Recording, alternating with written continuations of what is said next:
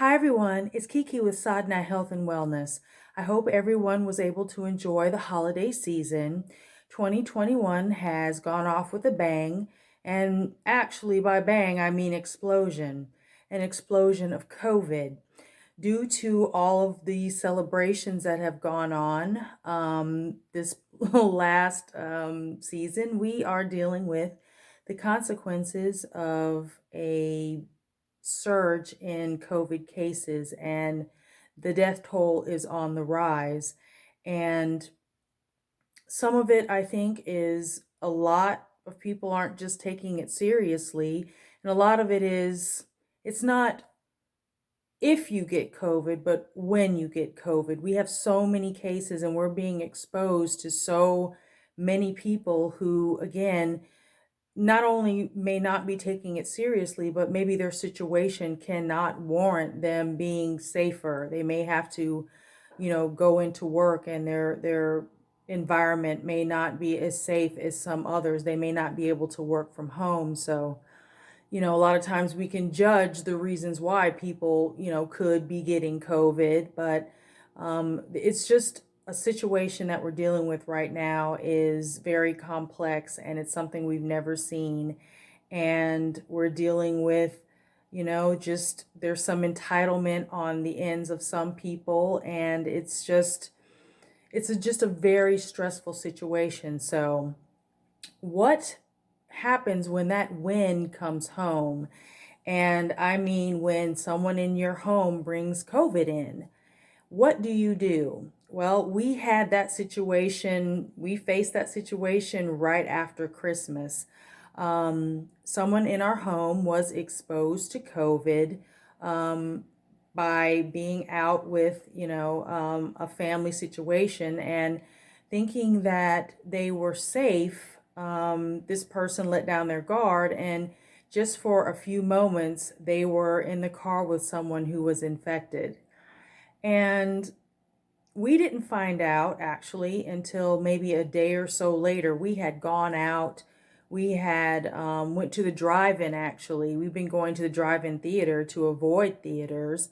And we were in the car with this family member and we were just breathing in, the same air. And it wasn't until we found out, we got the phone call the next following day and found out that our family member had been exposed.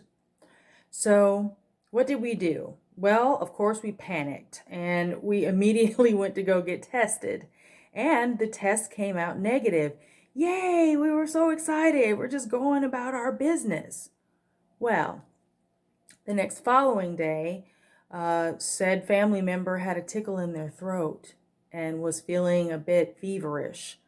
So, what do you do in this scenario? What do you do when someone's been exposed or they're starting to experience symptoms of, who knows, cold, flu, COVID? There's so much going on right now. It could be allergies.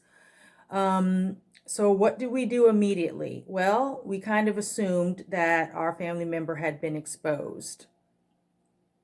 There was the idea that maybe we all had it. So here are my suggestions. First of all, immediately, whether they've started to have symptoms or whether or not they have been exposed, once you find out, immediately sequester that person away. Give it at least 3 days before you go testing. We jumped the gun, which is why our first round of tests said that we were all safe and clear. But obviously, 3 days later, our family member was starting to experience the symptoms. I didn't have any symptoms, and the other people in the house didn't have any symptoms. So the key person was the one that we sequestered away. We brought them their meals: breakfast, lunch, dinner, medication,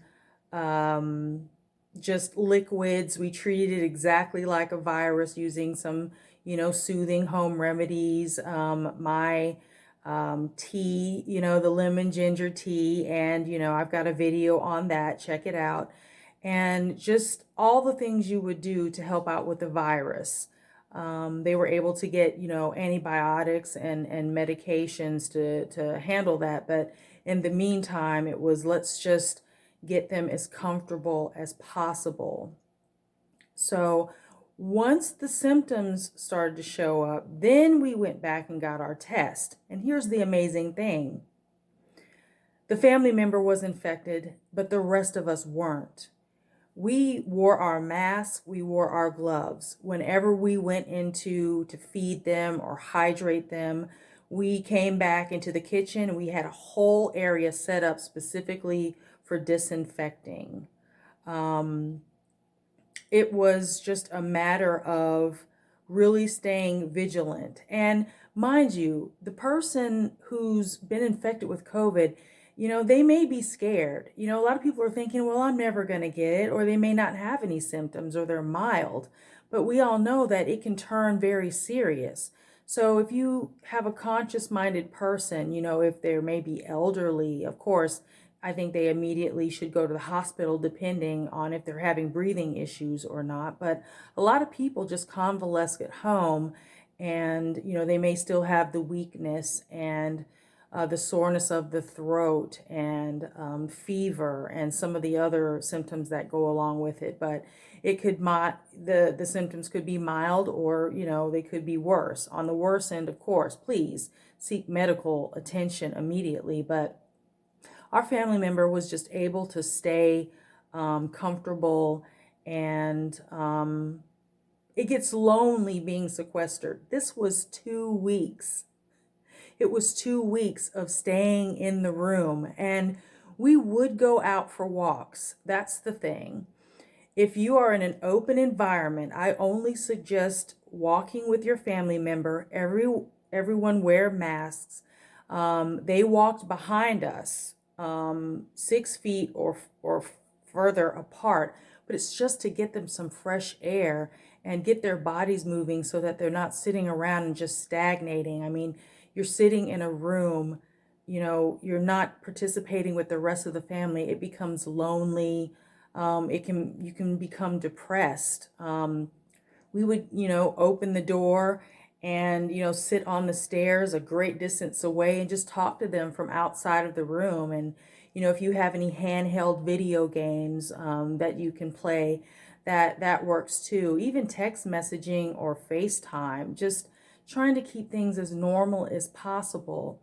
And I realize everyone doesn't have a home that maybe is big enough to sequester a person away. And everyone's situation is different. Staying home, with a sick person drains resources, and the whole situation is stressful, especially if you have children who come home and, they can bring it home at any time. And, who's staying home? Them. And if you have to stay home from work and you have a job that doesn't allow you to work from home, that can be stressful as well, because how are you going to provide if you're not getting a paycheck? And so there's so many families dealing with rough situations right now. And I mean, we got it easy. I understand that, we got it easy. And, there was just a lot of breathing and a lot of preparation and a lot of prayer. But I mean, honestly speaking, I thought I had it. I had some weird thing going on with my nose and my throat. I was having headaches. At one point I was like, oh my gosh, is my breathing labored? And come to find out, on the second round of testing, I didn't have COVID, but I definitely had high blood pressure.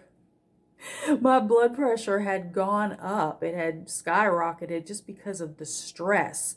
So I can't stress enough that, if COVID comes to your home, A, take it very seriously. B, don't panic. C, use all your PPE, your gloves, wash your hands. Don't relax, follow the guidelines for how long that person needs to stay quarantined, and maybe give it an extra day or so. We did. And our family member was completely all right with that, because they understood that, it was a serious situation and they wanted to be responsible. So, God bless all of you who are out here who have lost people and who are dealing with the same situation that we're dealing with. And I hope you can find a resolution to your issues. And all we can do is just stay strong and get through it. And again, it's sometimes it may not be a matter of if, it's just when. Hopefully the vaccine will help with getting the numbers down, and maybe people will, start to assume more responsibility. And all we can do is hope. But anyway, thank you. I hope these little tips helps someone out there. And please subscribe if these videos are of any worth. And until next time, namaste. Take care.